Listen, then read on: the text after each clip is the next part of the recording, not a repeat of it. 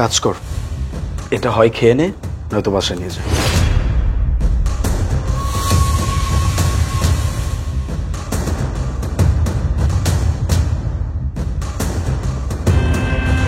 বাহ, কেকটা তো অনেক মজার।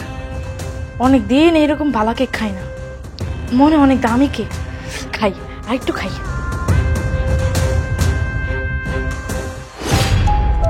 আয়া, এইটা কি? এটা তো মনে হয় হীরা আংটি। তুমি না বললে আমার জন্য সারপ্রাইজ আছে, কোথায় আমার সারপ্রাইজ? আমি তো কোনো সারপ্রাইজ পাইলাম না। কি বলতেছো সারপ্রাইজ পাও নাই? আমি তো তোমার জন্য ডায়মন্ড রিং নিয়ে আসছিলাম।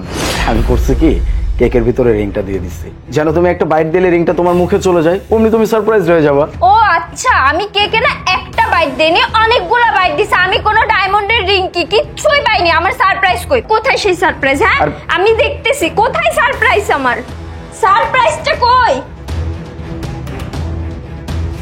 ওই হ্যাঁ, এখানে তো কোনো আংটি নেই। আমি তো পুরো কেকটাই চেক করলাম, এখানে তো কোনো আংটি নেই।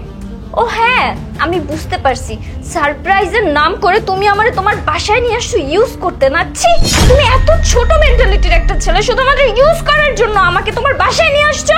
ইমু, আমি সিরিয়াসলি নিয়ে আসছি তোমার জন্য ডায়মন্ডের রিং, আর সেটা আমি কেকের ভিতরেই রাখছি। এখন সেটা কোথায় চলে গেল আমি নিজেও তো বুঝতে পারতেছি। ও আচ্ছা, তুমি নিজেই বুঝতে পারতেছো না? কেক থেকে আংটিটা উধাও হয়ে গেল। ম্যাডাম, আসলে ভাইজানের কোনো দোষ নেই। এই যে আপনার আংটি। এই তো ডায়মন্ডের রিং। এই আংটি তুই কই পাইলি? আসলে ভাইজান আমারে কেক খাইতে দিছিল, পরে কেকটা যখন মুখে দিছি তখন দেখি কি একটা বাজতেছে, বাইর করে দিই হীরার আংটি। Babe, I am so sorry. আমি না বুঝতেই পারিনি যে তুমি সত্যি সত্যি আমার জন্য একটা ডায়মন্ডের আংটি নিয়ে আসছো। তুমি তো আমাকে অনেক সারপ্রাইজ করছো। আমি তো জানি তুমি আমাকে অনেক ভালোবাসো। Sorry babe. সরি, আমি তোমাকে বারবার করে এটাই বোঝাইতে চাচ্ছিলাম, আমি তোমার জন্য সারপ্রাইজ নিয়ে আসছি, একটা ডায়মন্ড রিং নিয়ে আসছি, সেটা আমি কেকের ভিতরে রাখছি। কিন্তু কে শুনে কার কথা? তুমি আমার কথাই বিশ্বাস করতেছো না, উল্টা আমার উপর শাউট করতেছো। বেব, বললাম তো সরি, আই লাভ ইউ। একদম নাটক করবা না, নাটক করার আর কোনো দরকার নেই। আমার কাছে এখন সবকিছু ক্লিয়ার। আমার বন্ধু না আমাকে অনেকবার বলছে, বোঝানোর চেষ্টা করছে, you are such a gold digger, কিন্তু আমি বিশ্বাস করিনি। কেন বিশ্বাস করিনি জানো? কারণ আমি তো তোমাকে ভালোবাসছি, ভালোবেসে তোমার জন্য একটা সারপ্রাইজ গিফট অ্যারেঞ্জ করছি। আর তুমি তুমি আমাকে যা ইচ্ছা তাই বলে অপমান করতেছি না।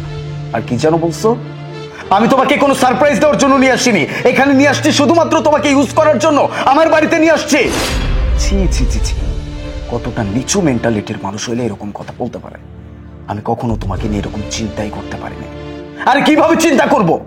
আমি তো তোমাকে ভালোবাসছি, তোমাকে বিয়ে করতে চাইছি, এই বাড়ির রাজরানী বানাইতে চাইছি। আর তুমি কিনা আমাকে এতটা নিচ মনে করো? আসলে আমি কাকে কি বলতেছি? বলতো আমার, আমি আমার বন্ধুর কথা বিশ্বাস করিনি। ও সেদিনও আমাকে বলছিল, দেখ দোস্ত, তুই যে মেয়ের রিলেশন করতেছিস ওই মেয়েটা একদমই ভালো না। তুই জানোস ওই মেয়ে শুধু টাকা চেনে, টাকা। ওই মেয়ের যে আগের যে বয়ফ্রেন্ডটা ছিল, ওই বয়ফ্রেন্ডেরও টাকা ছিল অনেক, ওই টাকা টোকা শেষ, তারপর ওই মেয়ে ছেড়ে দিয়েছে। এখন আবার তোরে দেখছে টাকাওয়ালা, তোর লাগে প্রেম করতেছেন।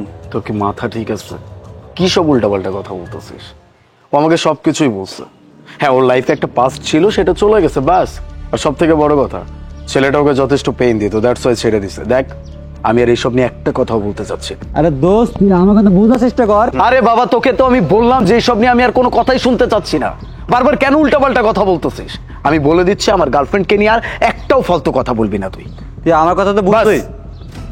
অনেক হইছে, অনেকক্ষণ যাবত বলতেছি, কোন কথাই শুনতেছিস না। আর একটাও ফালতু কথা বলবি, আমি ভুলে যাবো যে তুই আমার বন্ধু। ফালতু কথা বলতে আসছে তখন থেকে, তুই আমার সাথে কথা বলবি না। আরে যা যা, ওই মেয়ের সময় তোর ছেঁকা দিয়ে চলে যাবো না, ওই সময় ঠিকই বুঝবি।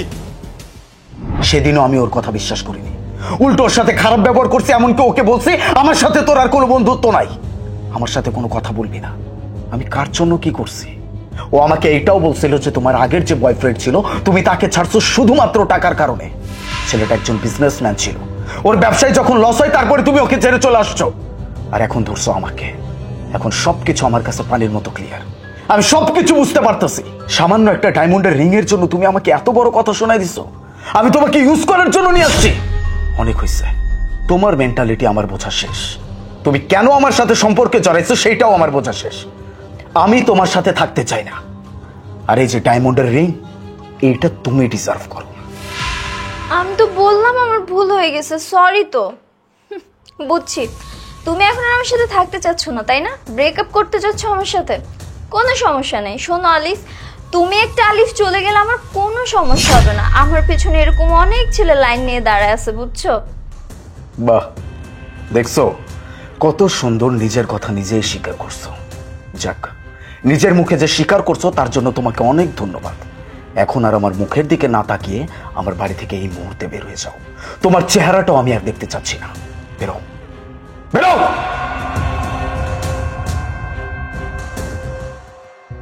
এটা দিয়ে আমার আর কোনো কাজ নাই। এনে এটা তো ভাইজান, আমি এই আংটিটা কি করুম? তুই না আমাকে বড় ভাই ডাকিস, তো বড় ভাই হয়ে আমি ছোট বোনকে গিফট দিতে পারি না? এটা ছোট্ট একটা উপহার, শুধুমাত্র তোর জন্য। এনে।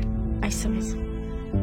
আসুন, আজকের পর থেকে এই বাড়িতে তুই কোনো কাজের মেয়ে হিসেবে না, এই বাড়িতে আমার বোন হিসেবে থাকবি। এটা তোর নিজের বাড়ি, নিজের মতো কাজ করবি, নিজের মতো চলবি, আর তোর সবকিছুর দায়ভার এখন থেকে আমার। কেমন? আইসা ভাইজান। কাজ কর।